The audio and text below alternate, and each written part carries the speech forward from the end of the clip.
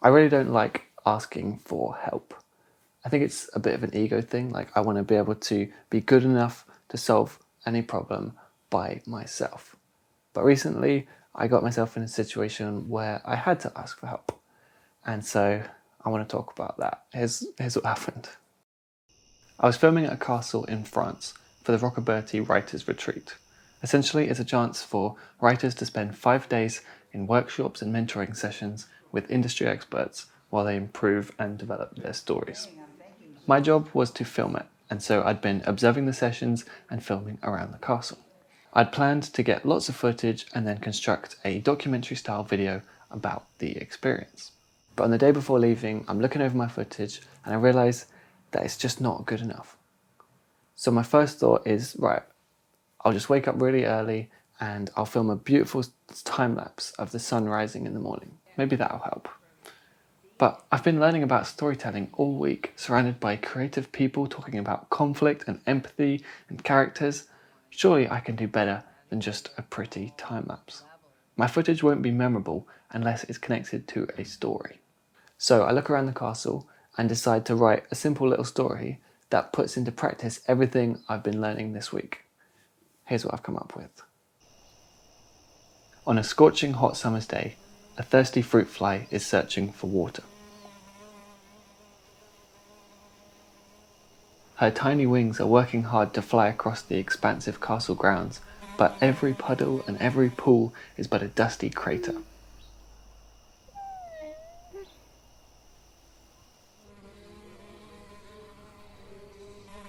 All day she's searching, and by nightfall she still hasn't found a drink. So she ventures down into a dark basement bathroom. Surely there will be water here. But the bathroom is home to a hungry spider. And then my mind goes completely blank. Every idea either seems too predictable or too dull, too elementary or too pretentious. Now, I'm actually used to that. I mean, doubt is a very normal part of my process. I almost expect it. But the trouble is, I really don't have time. Tomorrow is the last day to film before I go home, and all I've got is the start of a story and lots of castle footage. Since I'm here with so many writers, why not ask for their help? Although it may feel like a sign of weakness and failure, I do know that that's not really true. So, reluctantly, I decide to ask for someone's help. I start with Catherine Fox, an author at the retreat who's pitching a TV series. I asked her how she decides what should happen next to the characters. There's a saying, you get them stuck up a tree and then throw as many rocks at them as you can.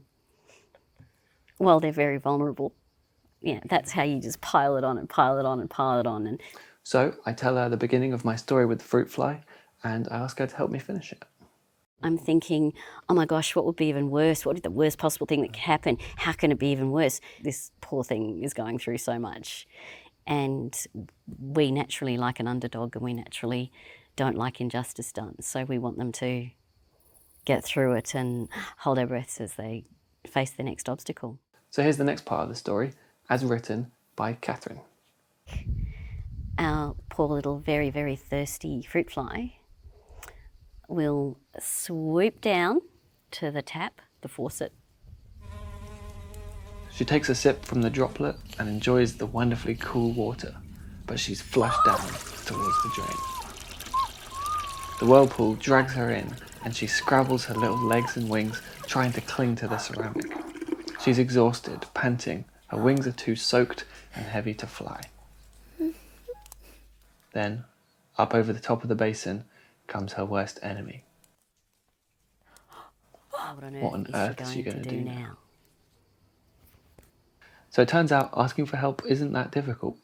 I actually really enjoyed our conversation. Seeing Catherine come up with the second part of that story just completely on the spot really shows how getting your character stuck up a tree and then basically throwing rocks at them, I really think it does work.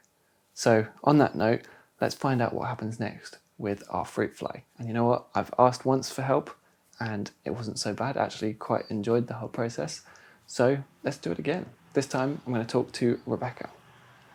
Being as tiny as she is, she feels she doesn't have a chance for survival.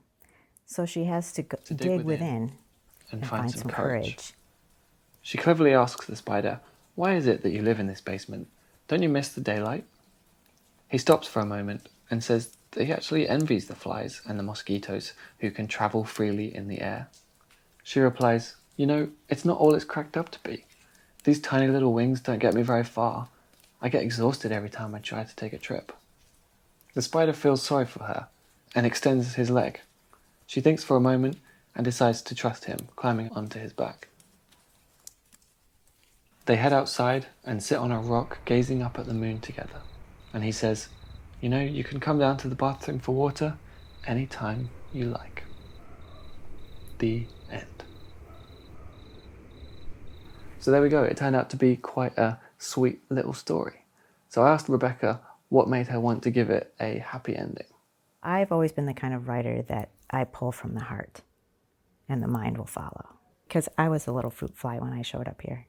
I thought I was this little insignificant writer, even though I've been writing for a long, long, long, long time.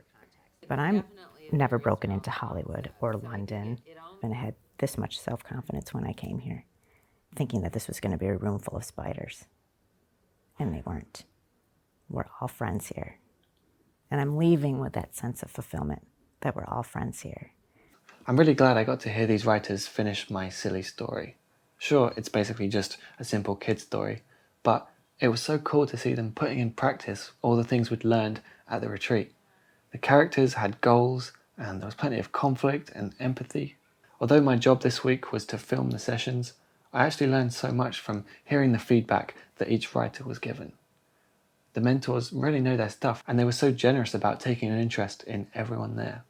I'm not really a writer, but I left with a far stronger foundation in what it takes to make a strong story. Plus, I've got a new appreciation for asking for help.